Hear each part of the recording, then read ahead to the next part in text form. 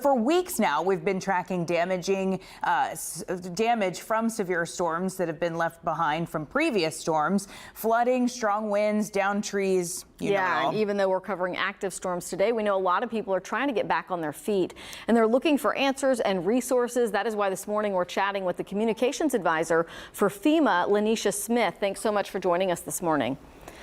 Good morning. Thank you for having me. Yeah, so I know a lot of people want to know what is the difference. I've gotten these questions personally to my email, like, okay, I did have damage at my house. I do have home insurance. Do I call them first? Do I call FEMA? Can I get help from FEMA if I have home insurance? Yes. So actually, first thing that I want to say, number one priority today for people will be safety. Like you guys have been discussing the weather today. It is pretty bad outside, so I highly recommend for people to stay off roads. But when it comes to FEMA assistance, if you've had damages due to the recent storms, I want to encourage those, if you have insurance, if you don't have insurance, to apply with FEMA. I know it's a big rumor out there that if you have insurance that you won't be eligible for FEMA assistance, but that's untrue.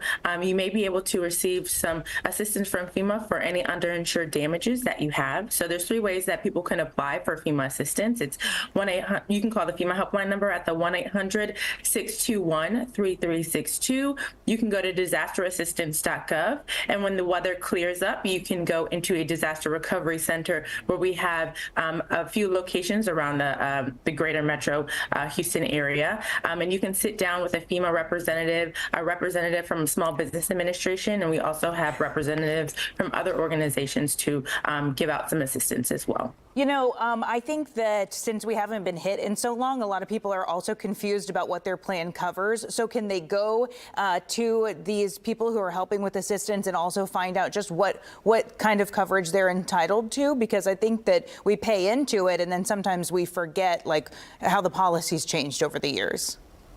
For FEMA assistance, so it's not a loan for FEMA assistance, it's a grant. So I don't know if you're mentioning folks' insurance, but for when folks need to apply for FEMA assistance, we will need their insurance information, and we'll be able to look at what their insurance is going to be able to provide them, and then we can determine what sort of assistance that they're going to be eligible for under FEMA. So through FEMA, we can provide temporary housing expenses and funds for basic home repairs and other essential disaster-related needs as well. Yeah, I was talking to if you pay for FEMA is what I was talking about. Like flood insurance. Yeah. We're talking flood insurance. Yeah. Oh, for flood insurance, yes. So if you have flood damages and you have the National Flood Insurance policy with FEMA, making sure that you put that claim in as soon as possible.